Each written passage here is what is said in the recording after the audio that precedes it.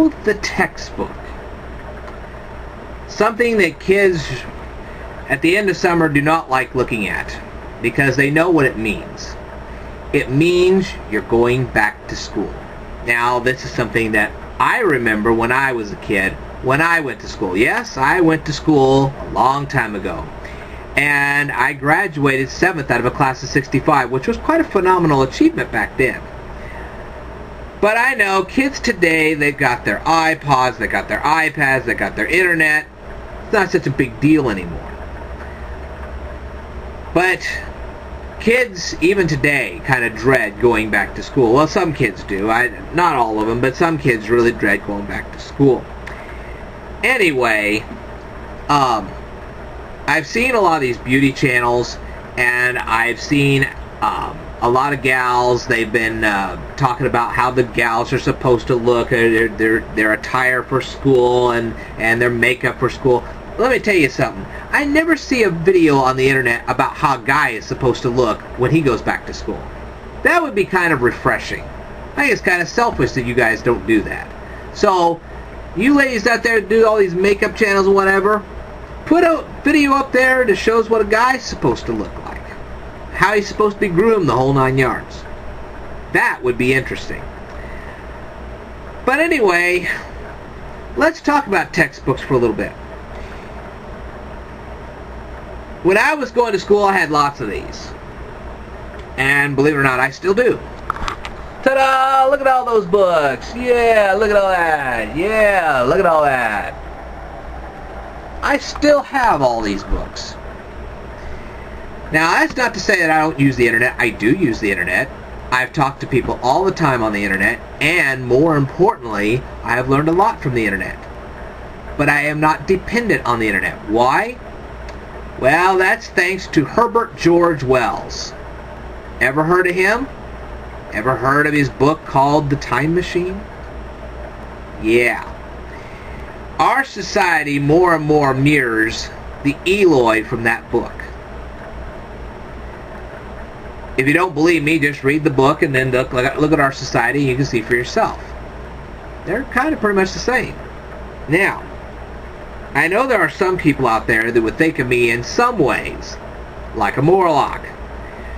Yes, I'm a carnivore. No, I'm not a cannibal, so get that gross idea out of your mind. I am not a cannibal. Thank you very much. That's just disgusting. But I think the part that is more like a Morlock is I'm old-fashioned. And I still rely on books. And that's so old-fashioned. Well, there's a reason for that. Let me tell you something. People buy car insurance these days, not because they think they're going to have an accident, but because it can happen. You can have a car wreck at any time. Doesn't mean you will, it means you can. That's why you have car insurance. Why do you have home insurance? Because your home can flood. Because your home can be destroyed by a tornado. Because your home can catch on fire. The point is, just because those things don't usually happen doesn't mean they can't. And yes, your internet can disappear. How can your internet disappear? Well, snowstorm comes through, freezes up all the transmission lines, there goes your internet.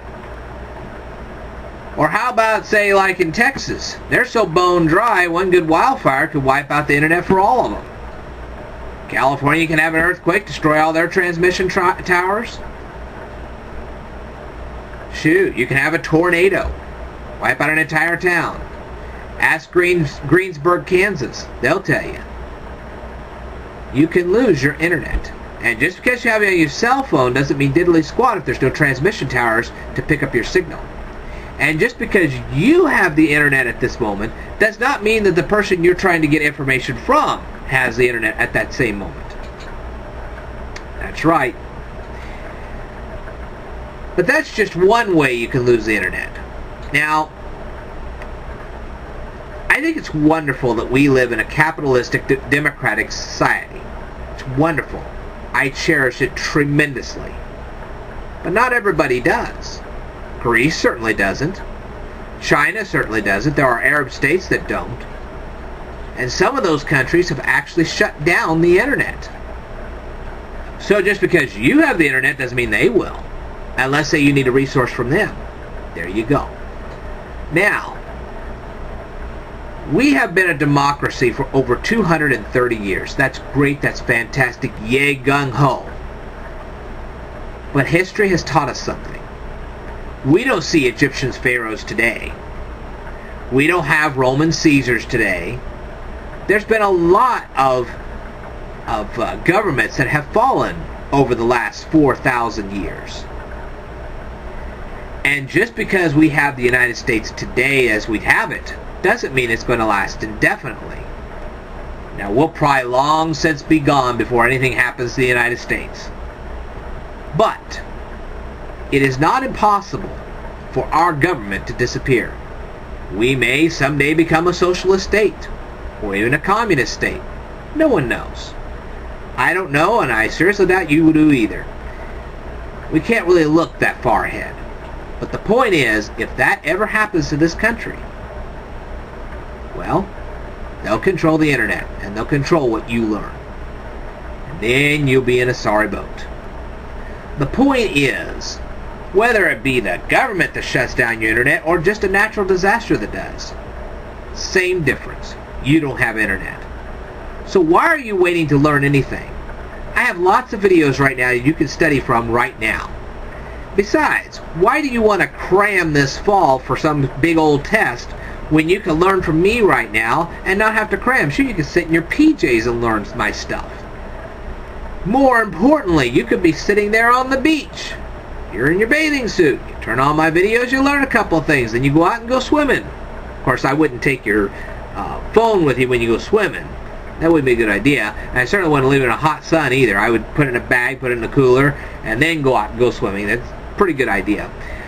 And don't tell me things like that don't happen, because I have talked to people who have left their phones in the hot car and have actually taken their phones, put it in their swimming trunks, and taken it swimming with them. So it does happen. Okay, so, barring doing anything like that, yeah, just take a little bit of time, learn, take a textbook and learn. Shoot, do it. Do it now. Don't wait till later. That way you can still keep on partying while everybody else is cramming. Why do you want to cram in the middle of winter? There's no need. Cramming over Christmas? Are you kidding? No. Anyway,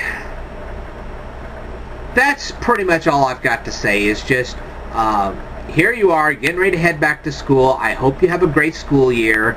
I just don't want you to have to cram. And more importantly, I want you to also remember this. I've been out of high school for 20 years. Well, over 20 years now. And I can tell you, I've never stopped learning, except for a 5-year period of time between the time I got out of high school and when I started working retail. There was a 5-year period of time when I started working regular retail, and that was between that time and when I got out of high school. I didn't learn much of anything. But after that, I never stopped. So why should you? You're going to learn things when you're in college, you're going to learn things when you're at a job, and you're going to learn things when you retire. It's that simple. I have relatives right now who are learning at this very moment. There's a 72-year-old guy right now that's going to walk right into college. He's not going to stop learning. And that's my point. So, don't stop learning. Alright. I will tell you more in a future video. Stay tuned.